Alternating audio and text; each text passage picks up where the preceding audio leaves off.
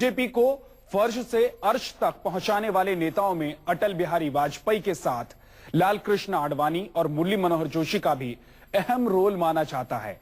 BJP में एक वक्त ऐसा था जब अटल बिहारी वाजपेयी, लाल कृष्ण आडवाणी, मुरली मनोहर जोशी की त्रिमूर्ति का जलवा हुआ करता था, लेकिन जिस तरह से आडवाणी जोशी को राज्यसभा भेजने का प्रस्ताव सियासी फिजाओं में उछला, उसमें सवाल उठ गए हैं कि दोनों नेताओं को मर्जी के खिलाफ राज्यसभा में क्यों भेजे जाने की तैयारी की जा रही है।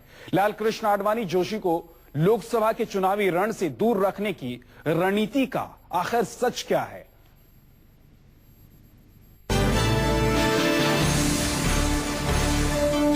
गणतंत्र की 65वीं वर्षगांठ पर आडवाणी को जब ये पता चला कि बीजेपी में बुजुर्ग चेहरों के रिटायरमेंट का प्लान तैयार है, जिंदगी के 70 वसंत देख चुके नेताओं को बीजेपी में राजनीति छोड़ संत बनने की सलाह दी जाने लगी है। आडवाणी का दर्द जुबां पर छलक आया। साफ हो गया कि आडवाणी से ना तो कोई चर्चा हुई और ना ही आडवाणी को पिछले दरवाजे की राजनीति मंजूर है। मुझे तो किसी ने कहा नहीं है, मैंने आज किसी एक पत्र में देखा जरूर, लेकिन मुझे कोई सुझाव देगा तो फिर मैं सोचूंगा। लेकिन स्वाभाविक रूप से मैं मानता हूं कि अगर विचार करना होता तो इससे पहले कर लेता। आडवाणी का ये बयान बीजेपी नेताओं के लिए ताकीद भी है, तकलीफ भी। बीजेपी में एक दौर था, संवाद और सहमति के बगैर फैसले नहीं होते थे, लेकिन वो दौर बीते जमाने की बात है। गोवा में मोदी को चुनावी कमान देने के वक्त और मोदी की पीएम उम्मीदवारी तय करते वक्त देश को आडवाणी की हैसियत बीजेपी के फैसलों ने ही समझा दी है। बावजूद इसके आडवाणी पीछे हटने को तैयार नहीं है, लिहाजा बीजेपी नेता भी बार बार रणनीति बदलकर उनके रिटायरमेंट का वो प्रस्ताव उन तक पहुंचा ही देते हैं, जिसे देखना सुनना आडवाणी को गवारा नहीं।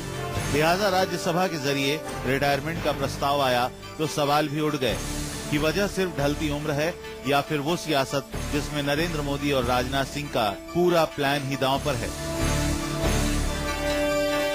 सूत्रों का दावा है कि आडवाणी और जोशी के राज्यसभा जाने का पेंच सीधे सीधे नरेंद्र मोदी से जुड़ा हुआ है।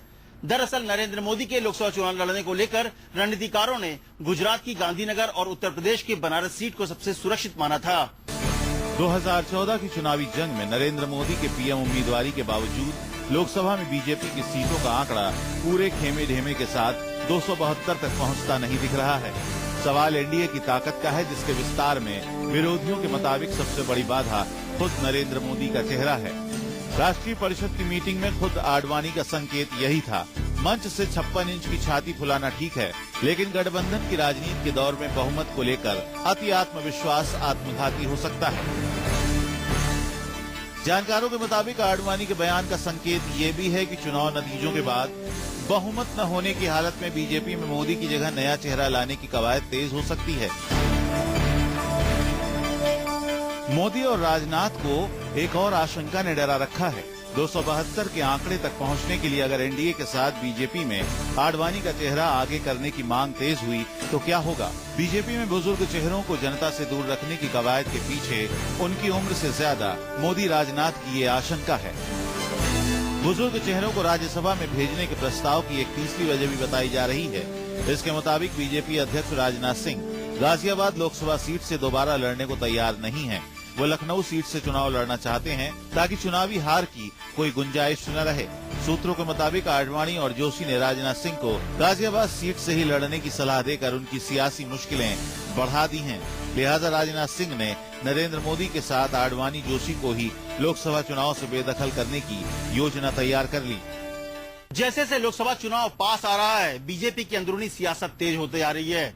उत्तर प्रदेश से लेकर यूपी तक 70 पार के तमाम बड़े नेता चुनावी रण छोड़ने को तैयार नहीं हैं। इनकी मुक्ति के लिए राजनाथ और आडवाणी की यही युक्ति है कि पहले जोशी और आडवाणी को मुक्त करा दिया जाए, इसके बाद बड़े नेताओं की मुक्ति में सहूलियत होगी।